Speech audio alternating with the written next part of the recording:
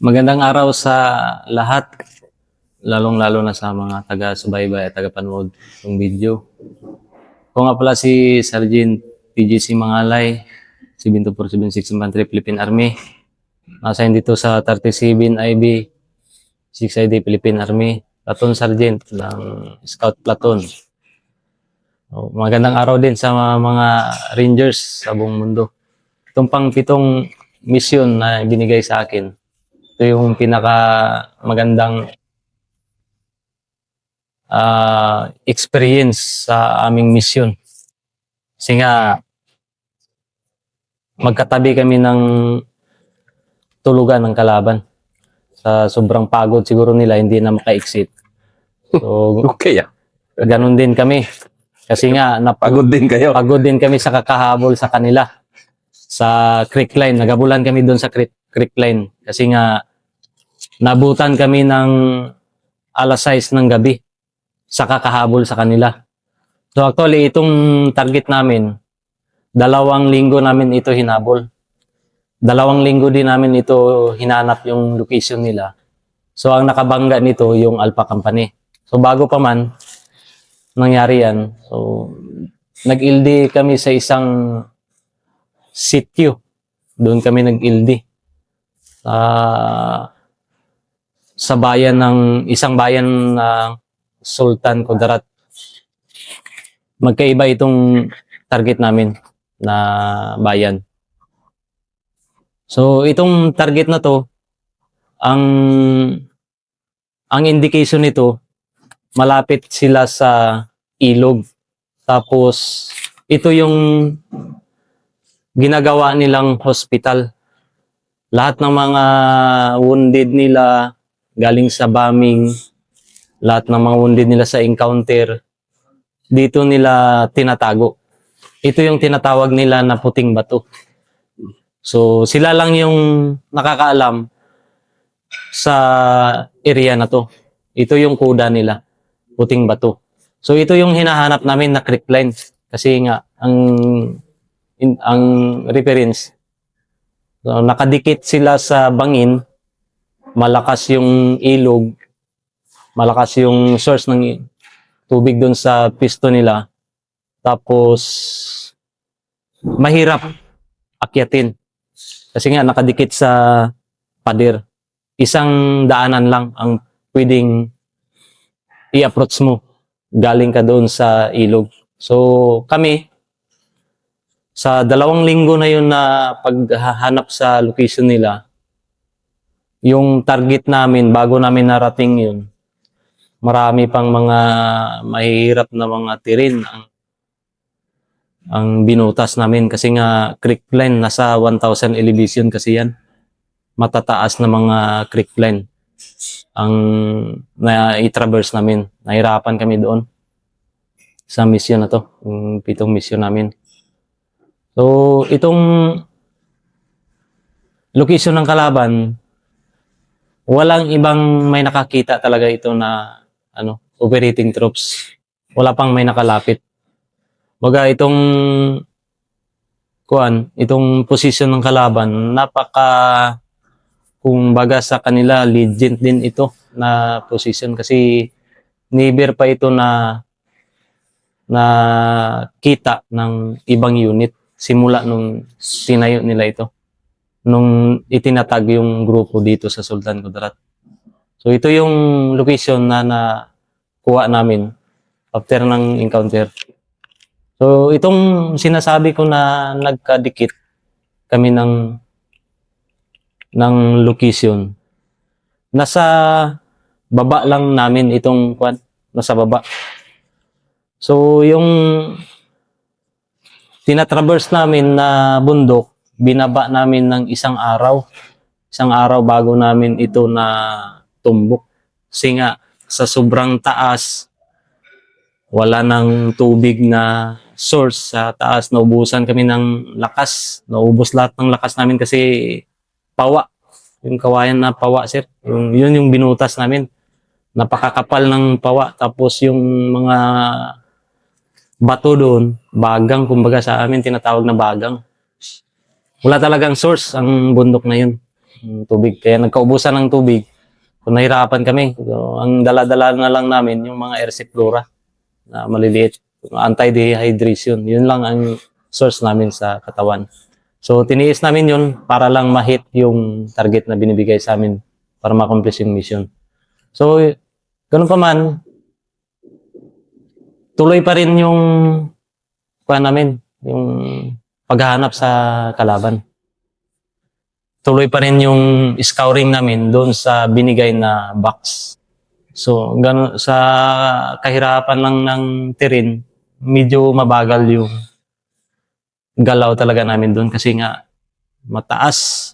Tapos yung creek line, kunting pagkakamali mo lang doon sa hakbang mo, talagang sinsilyo yung katawan mo doon, durog ang katawan mo pababa. Ang dinadaanan namin, kung makikita mo sa taas, yung niyog, kung makita mo sa baba, ganito na lang ka taas, sobrang taas ng dinadaanan namin na creek line. Doon kami dumadaan kasi nga iniiwasan din namin na makita din ng kalaban yung tracks namin, tracking. Kaya doon kami pumapatong sa mga bato na yun. Kung gaano sila kamaro, ganon din kami kamaro sa mga bawat hakbang namin doon sa paghanap ng kalaban. O ganun pa man, tagalan kami. Umabot kami ng gabi. So yung target namin, salip na kami yung kukuha na ibigay sa, nag-switch ng mission. So yung mission na ibigay doon sa ibang unit sa company namin. So sila yung bumuga. So na swerte, nagbulaga nila yun. Kasi nga sila na yung may malakas na persa eh. Sila yung nakabulaga. Kasi kami hindi na namin na abutan ang ganung oras kasi naabutan kami ng gabi.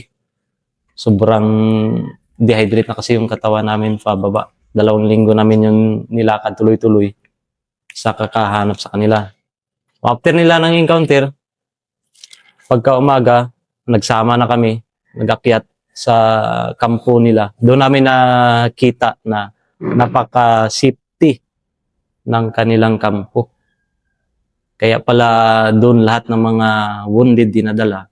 Kasi nga, walang ibang daanan, kundi doon ka dadaan sa pools. Wala kang ibang trackings na makikita kasi nga pader lahat. Pag in-approach mo yung bangin doon sa baba, hindi mo na yan akyatin kasi nga bangin. Sino ba naman mag-expect na doon magtatago yung kalaban? So doon yung main source ng tubig, malaking pools. Hindi rin basta-basta na marinig yung boses nila kahit na magsigawan kasi nga sumasabay doon sa agos ng tubig. So ang ginawa namin, in-scour namin, kini-clear namin, inikutan, iniimbestigahan lahat ng paligid niya. So yung tropa ko, isang team, may nakita silang trackings, pa-exit kasi nga binumba namin yun eh. Yung 105 na lang yung bumulabog doon sa kanila. So may mga naiwan na mga kagamitan, mga importanteng documents. Yun yung kinuha namin at saka inimbestigahan. Mga bloodstain nila. Yun yung sinunda namin. Yung trackings nila. So yung trackings nila sinunda namin, doon sa bangin sila dumaan. Kumbaga nakalambitin sila doon. Nag-rapiling din sila. Yung ginawa nila rapiling. Yun din ang ginagawa namin. Nag-rapiling kami. Sinusundan. Kasi nga marinig namin yung bagsakan ng mga bato. So, tuloy-tuloy yung sunod ng isang team ko hanggat sa nag-decide kami, nag-recom kami na, sir, kami na yung magsunod sa trackings. Tumawag kami sa TCP. Na, sir, recommendation, sir, sundan ko yung trackings. So, nagpayag naman yung TCP. Sundan namin. Salip na yung K9 na yung magsunod. Kami na, sir. Kasi nga, mahirapan talaga yung K9 dito. Kasi walang kamay yan, hindi yan makarapiling. So kami yung nagsunod, sir. Sinunda namin yung bakas ng kalaban. So hindi yung mababa sa 12. 12 sila. Doon din nakakunik yung isang target namin, sir. Na kami din yung nag-take down. So Yun din yung sinundan namin kasi yung target namin, hindi pa nakalayo. Marinig mo yung bagsak ng bato.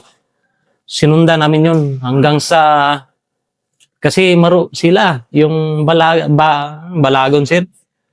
Yun yung dinadaanan nila. Tapos pagdating nila doon sa dulo, tinaga. Para hindi namin masundan. Di, naputol ngayon. Siyempre, alanganin din kami nasundan kasi nga, kung tumingin ka sa baba, yung niyog ganito na lang kataas. Sobrang taas talaga, nabangin. So yun yung exit, emergency exit pala nila. Nag-iisang emergency exit in case na mabulabog yung area na yun. Gi-preserve nila sang ilang years na naka-preserve yun, yung area na yun. Grabe, no? Yes, sir. So sinundan namin yun, sir. Tuloy-tuloy. Hanggang sa nakuha namin ng alas 6. Dikit talaga kami. Kaso hindi nga namin basta-basta ma-assault kasi nga bangin. May, kung bugahan naman namin, malayo naman yung 70 meters. Sayang din, sabi ko, useless. So, sabi ko, ihatid na lang natin ito sa sityo. Sabi ko. Kasi malapit na yung sityo, sir eh. Nasa 700 na lang meters. Yun yung sinisipagan nila, sir, na maka-exit talaga. Kasi didikit sila doon sa sityo. So, nabutan kami ng gabi.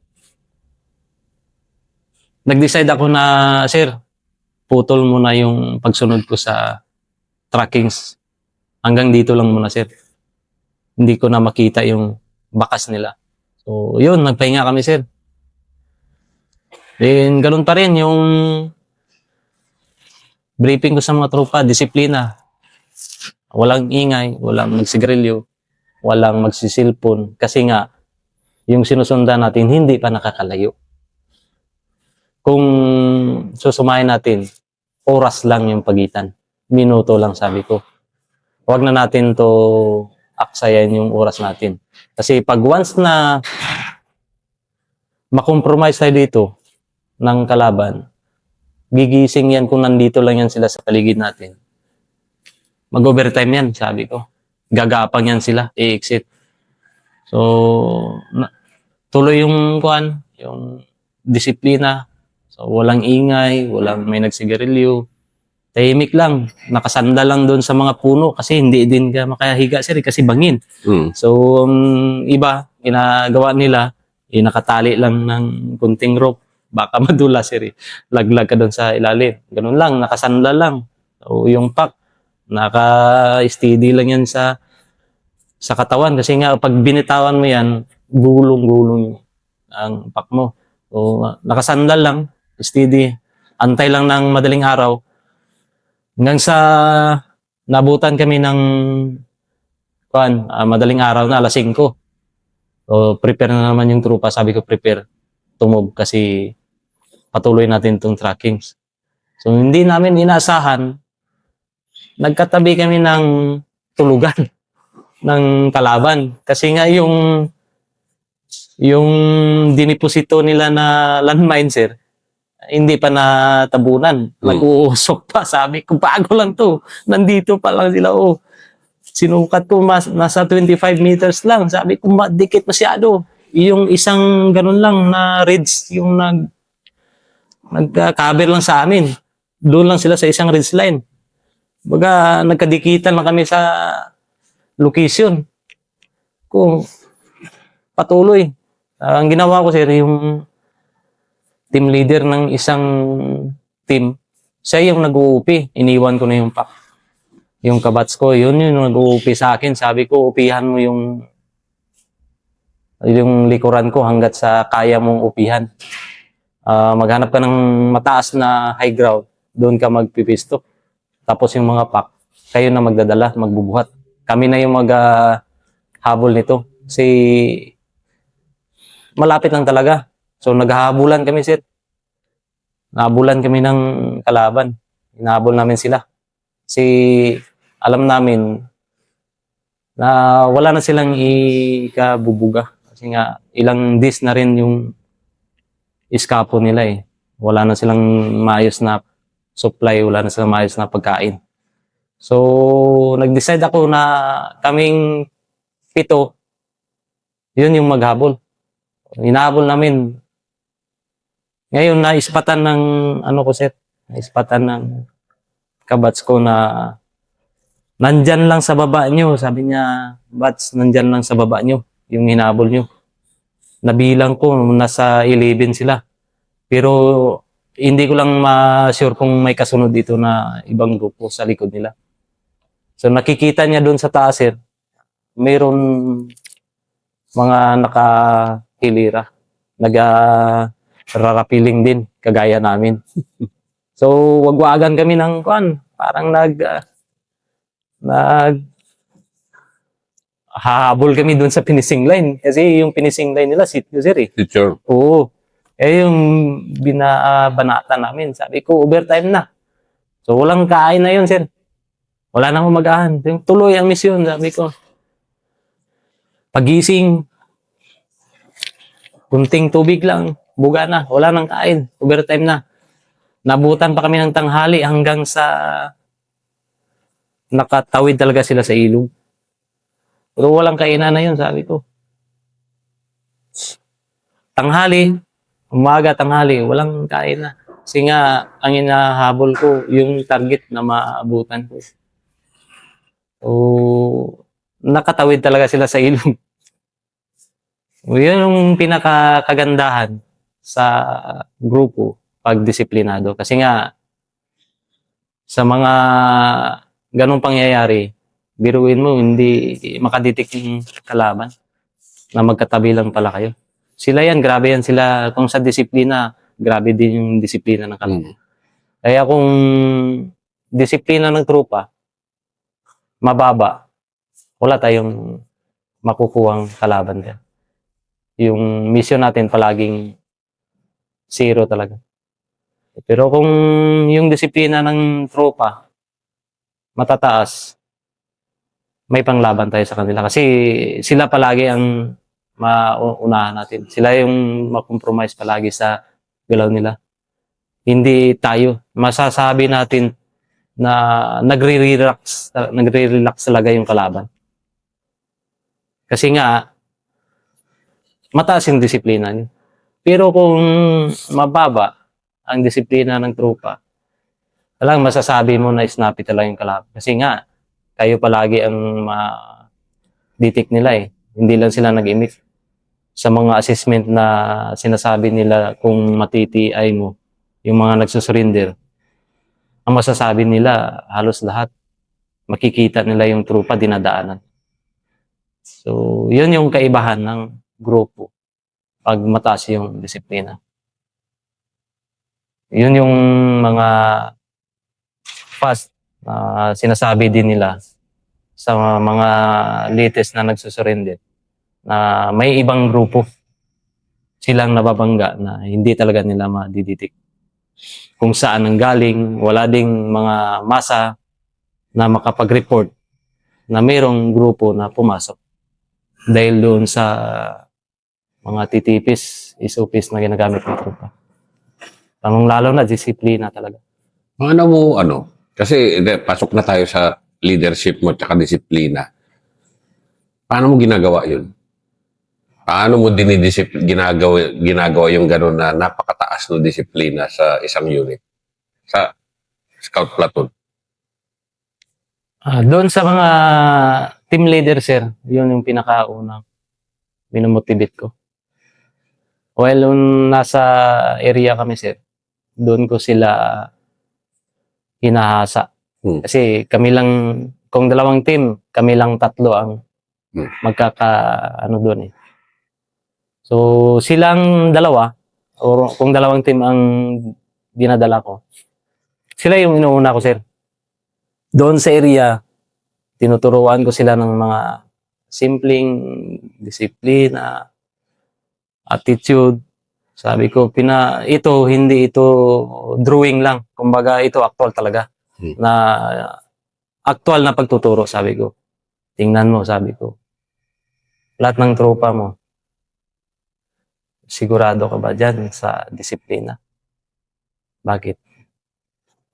Makaka-encounter ba tayo kung yung tropa mo maingay, nagsisigarilyo, hindi sinusunod yung oras? Yung sa mga simpleng ganun lang, sir, yung team leader, dandahan, mamumul din siya. Dandahan na ginagawa. Yun nga, sir, muscle memory, kumaga, sir, sa laro. Palagi mo yung ginagawa, may apply din niya sa team niya. So, kaya yung disiplina at saka yung attitude na tropa, mamimintin dahil doon sa mga team leader. Tapos, dinideploy ko yan sila, sir, na sila-sila lang. Pinapabangga ko yan sila sa kanilang command. Sabi ko, subukan mo. Dalayan mo yung tropa mo na wala ako. Maneuver mo yan doon, ibangga mo yan. Yun, comply nila yung simpleng utos ko sa kanila, sir. Simpleng, sabi mo lang na maneuver. Corporal, team leader. Magawa niya yun. Sila lang, na 7. So, doon pa lang makikita mo na may kakayahan. Kaya nasabi ko na mataas na yung disiplina. At saka yung leadership, hinahawakan nila sa tropa nila. Attitude. Attitude, sir. Sige nga, attitude naman. Ano yung fighting attitude? Kasi lahat kayo, may kargada dyan. Yun, Pero, iba pa rin. iba pa rin yung, yun, isa na rin yun. Kumbaga, kahit na may kargada ka, sir, kalaban mo, sarili mo eh. Ano yung sabihin? Kagaya nun sa paglulubog, sir, pag mahina yung attitude mo dyan, talagang bibigay yung pag-iisip mo. Sabi ko, wala kang communication sa pamilya.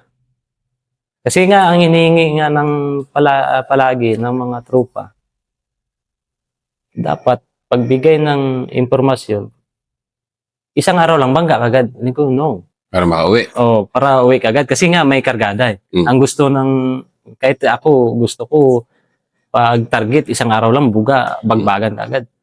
So, hindi man, sabi ko, gano'n. Kasi nga, yung kalaban natin, gumagalaw.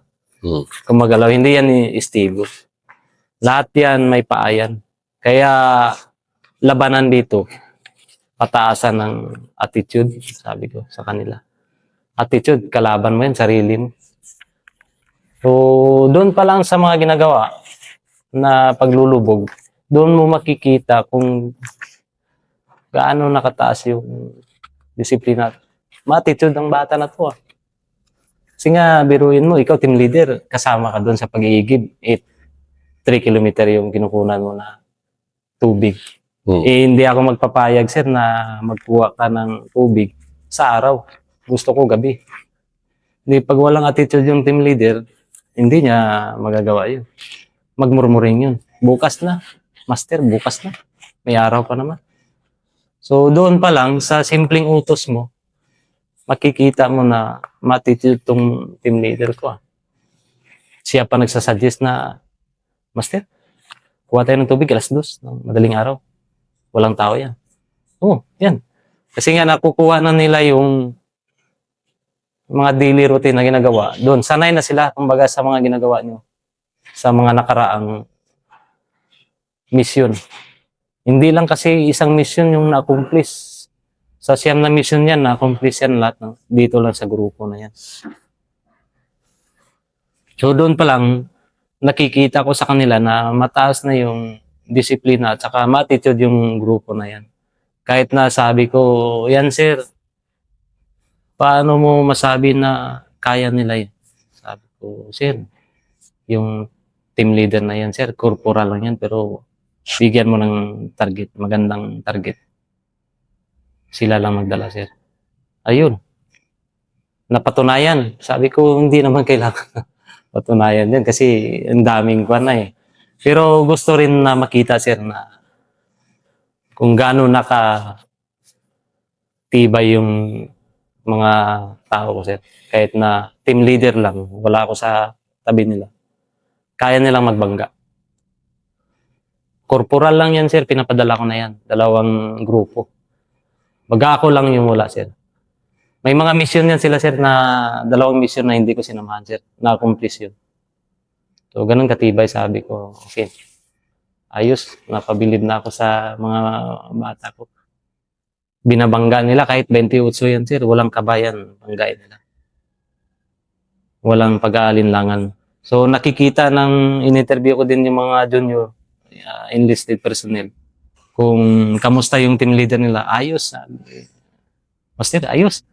Okay yung pan, kasi nangunguna din. Yan yung Ranger, sabi ko. Mangunguna talaga yan. So, ayos, sabi ko. May tiwala na yung grupo sa mga team leader na corporal. Lupit eh. Kasi dito lang sa 37IB talaga na lumalakad talaga kayo na NCOLED talaga. Hindi Yes. umi-score na NCOLED na dahil siyempre sa'yo na ano mo yung kultura ng tropa na maayos ba. Yes, sir. Yung mga body na lang natin. Proud Ranger ka Masalamat ka na naging Ranger ka. Yes, sir. Malaki din yung pasasalamat ko doon. Lalong-lalo na, sir, sa course director namin, sir. Siya talaga yung nagbigay ng magandang motivation sa amin, sir, ng mga estudyante. Proud is R188, sir. Plus 2013. Kay Sir Kabutay, sir. Idol ko din yun, sir. Warrior. Kaya sa lahat ng 188, sir, proud, sir. The legend. Lalong-lalo na sa buong Ranger sa buong mundo. Iba talaga. Iba talaga, sir. Ranger TJ Mangalay, SR Class 188. Platoon Sergeant, Scout Platoon, 37IB. Matindi.